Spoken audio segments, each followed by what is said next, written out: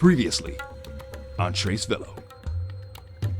Well, I've only ridden it about 120 miles so far, so all of this is subject to change. But yeah, so far, I have been pretty flippin' impressed with this thing. Well, now something's broken, and you look like a goddamn idiot. You deserve this slow zoom of ridicule, you son of a bitch.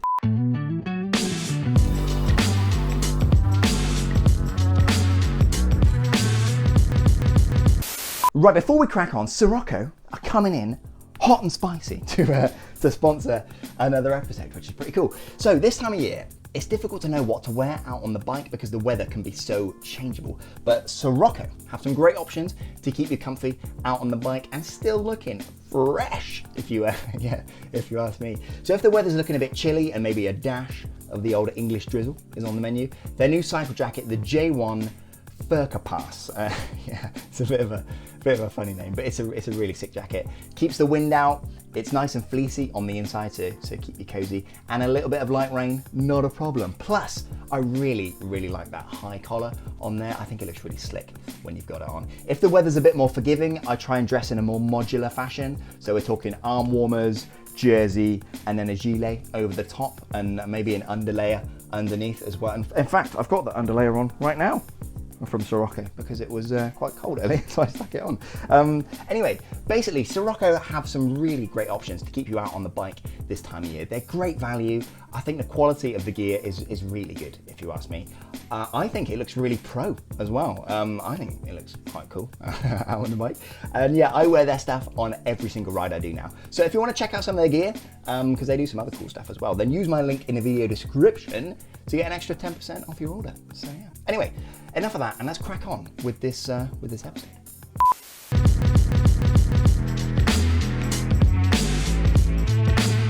Well, hello there, ladies and gentlemen, and welcome back to another sumptuous Trace Velo production. My name is Michael Kane. Not a lot of people know that. My name, as always, is Luke. So, back in October of 2020, which seems like flipping ages ago now, I built this beauty that you see behind me. Now, I've made a few updates since then, like I've thrown a new group set on and stuff, but basically I documented the entirety of that build process in stunning high definition. Hello and welcome back, ladies and gents. No, but seriously, you can watch the entire thing up here, if you want to check it out, and it is in high definition, I promise.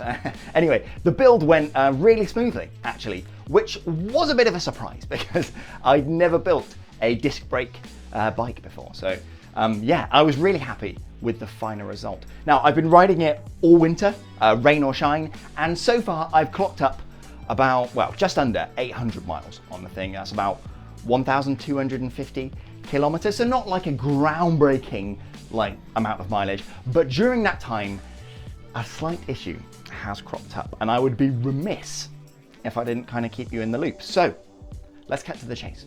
The frame for my build was supplied to me by a company called TriFox. Now, they're really great to deal with, actually. So in exchange for kind of including the frame in the build, they did give me the frame for free. So I just want to be completely transparent with you all. I haven't actually paid for this frame. Now, a month or two ago, so around 300 miles back actually, an issue with this frame did crop up, specifically with the forks here. So without further ado, let's get into the details. So as you all know, if you've watched the build, the disc brake calipers, they're mechanical disc brake calipers actually. Anyway, the ones that I picked up on AliExpress came with a pair of 140mm disc rotors kind of included with them. So I fitted them front and back, and they performed really well, and I was happy with them once the build was done. But the hills round here in Cornwall, which is where I've moved to recently, they are savage. So I was really keen to see what upgrading the disc brake rotor would do. So I chose to upgrade the front rotor to 160mm, and this is where the problems began, because in order to kind of attach the new rotor, I've got to take the front wheel off, which means removing the thru-axle. Okay, so to hold the front wheel on, you would traditionally use a quick release skewer, a little bit like this one. So this is actually a nice lightweight titanium alloy skewer, good for saving a few grams, which I've done a video on already up here. Bing. So check that out if you've got some time. Anyway, they're basically threaded rods, which you can see there, and you have a nut on the end to help secure it. And I'm sure you all know how this works, but just to quickly demonstrate, to secure your wheel on, you do the nut up on one side like so, and then once that's kind of tight, you use this lever at the end here to basically cam it on, and now your front wheel is nice and secure in the forks. Now, on more modern bikes, generally ones that feature disc brakes, they tend to use thru-axles, which look a little bit like this. There are a couple of different standards, but they all look pretty much the same. And they have threads on the end, a little bit like this one. And in this case, these threads screw directly into an aluminium insert, which is baked into the actual carbon fiber of the front fork itself. So to attach the wheel, you would kind of put the axle through that side and screw it into this integrated nut here, rather than a separate nut as you would with a quick release skewer. So while I was taking the front wheel on and off a number of times to kind of check the fitment of the new disc brake rotor, which I just fitted, the threads on the thru axle started to strip out and round off. Now, it didn't take me too long to figure out kind of the root cause of the issue, and this is the exact video that I emailed over to TriFox to explain the problem. Okay, so this is the problem. These are the forks at the front. This is the front of the bicycle. And the problem is the thru axle. So I've had the wheel on and off maybe 6 times. And you can see that the threads on the end of this thru axle are completely stripped out and it won't do up anymore. And the problem is this insert here.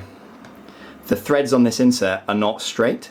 They're at a kind of funny angle, which means that they don't line up properly with this. So when you screw it in and out, it's slowly stripped the threads out. So let me show you the problem. So now I can just push it all the way in. And then if I get an Allen key, it just keeps spinning because the threads are completely stripped out. So this is a big issue. So hopefully you can kind of understand what the problem was, but if not, this picture will demonstrate it a little bit further. So what I've done is I've taken the thru axle and I've screwed it into the other side of the insert on the fork, and it should lie dead horizontal, so in line with that green line, but it sits at a slightly elevated angle because the insert baked into the fork is in there ever so slightly crooked, which means that when you insert it in a proper orientation from the other side, the threads aren't going to match up properly, and it's basically akin to cross-threading the thru axle.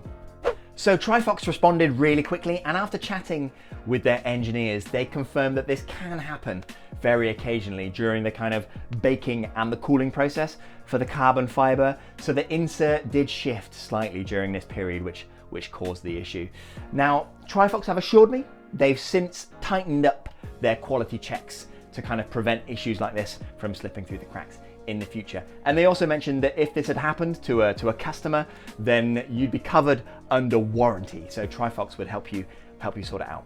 Anyway, the end result, TriFox have sent me a new fork because issues like this are covered under warranty, like I said.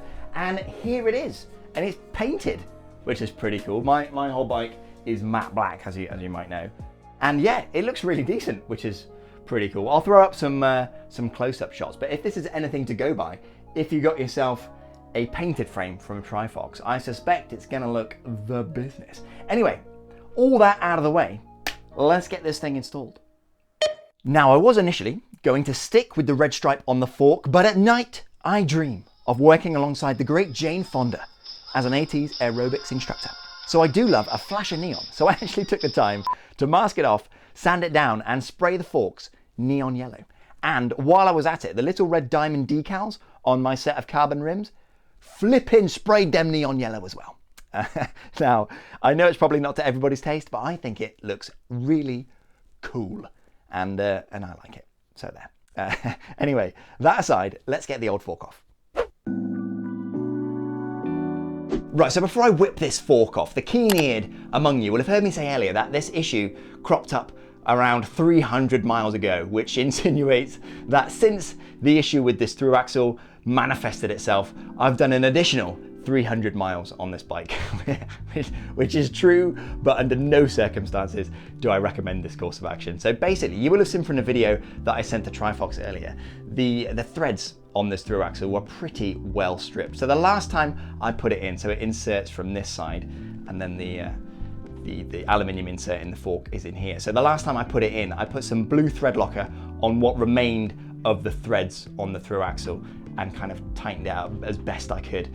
And in addition, there's this kind of cosmetic cap on the end here. So if I show you a new through axle, so this is a new one, and it's got this cap on the end here, which just kind of screws into the end of the through axle there, and it's just meant to make things look nice and tidy. And if I show you, you're only meant to do it up to 1 Newton meter, which you can see there, but yeah, trust me, I did it up a little bit tighter than that just to give it the best chance of staying in place. So like I said, I put some thread locker on that too, and it's done its job and it's stayed in place. But if you face a similar issue, don't do this for obvious reasons. I mean, this could have easily popped off while I was on a descent, and then the axle could have started backing out and it could have ended in disaster. Anyway, that aside, yeah, let's get this fork off. Right, so as I'm taking the fork off, I want to address something that cropped up during the build of this bike and on some other videos that I've done actually, and that is whether or not you should use a separate crown race. And this topic, it never fails to bring out the drama. So to recap, headset bearings look like this and include 45-degree angles machined onto the inner and outer races of the bearing itself. This helps manage the compressive loads created at the fork and properly preloads the bearing as you put your weight through the front of the bike.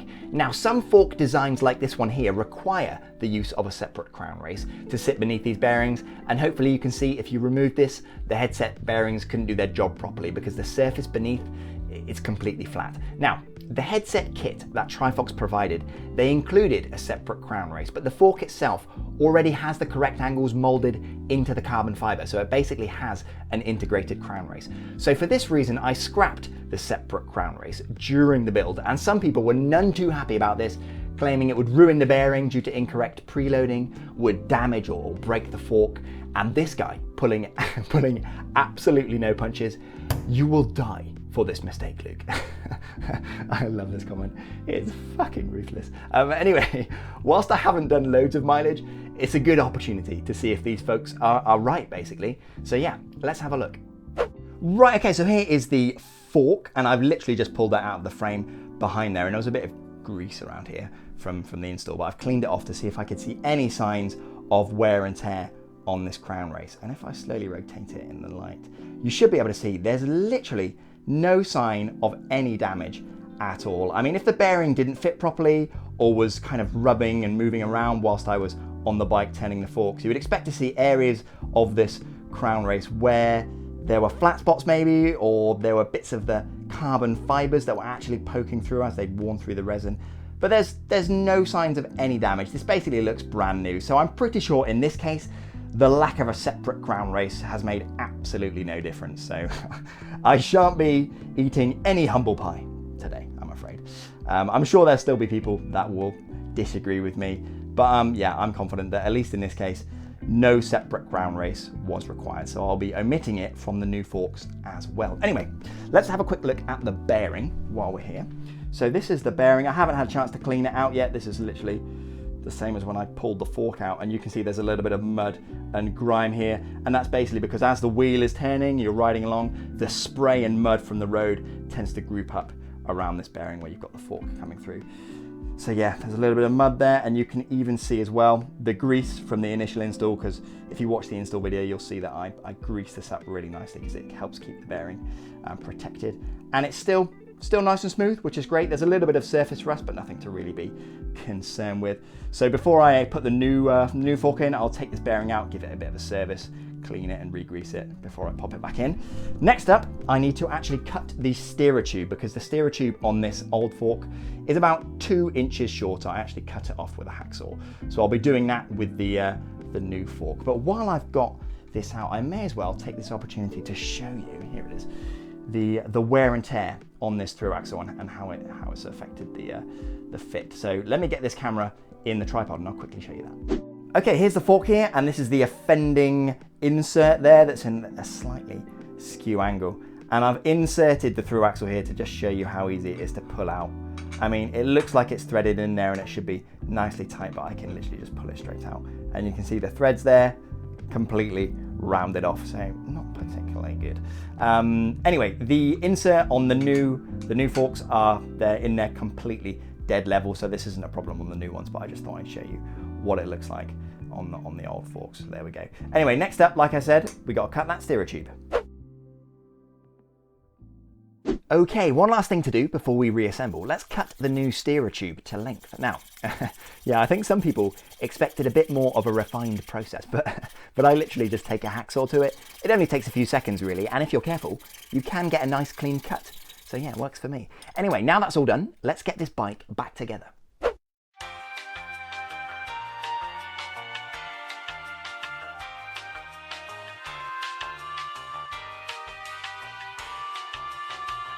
Right, cool, so the bike is all back together.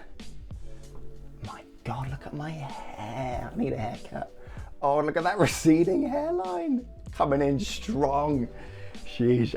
Okay, anyway, so the bike's all back together and the front fork is on. I went out for a ride this afternoon and it all works great, so that's cool, kind of as I would expect, really. But yeah, I'm sure some people are gonna hate what I've done with the color here. And I know some of the spray paint job on the forks is a little bit ropey in some areas, but I think it looks really cool and I'm really happy with it. Kind of fits more with my aesthetic, whatever that means. Anyway, I wanted to quickly take a second to kind of address the issue that I've dealt with today with these forks in a slightly wider context, so bear with me for a few minutes. Now, if I'd have bought the same frame from some random seller on, say, AliExpress or eBay and faced a similar issue that I've dealt with the forks, they may have sent me a replacement fork, but I find it much more unlikely. Now, TriFox are a legitimate company and they provide a warranty with their parts, which is definitely not something you can rely on from totally kind of unbranded or no-name bike parts. Now, I think you all know how this works, right? So I'm a reviewer and I have a little bit of an audience now, I guess. So you could argue that it's in TriFox's best interests to keep me happy. And you could take this stance if you like. But in my opinion, it takes balls for a company to admit fault. And they came through and they fixed it. So I guess it was a bit of a nightmare scenario for TriFox, having sent what turned out to be faulty parts to a reviewer. But they came through and they fixed it. So credit where credit is due, if you ask me.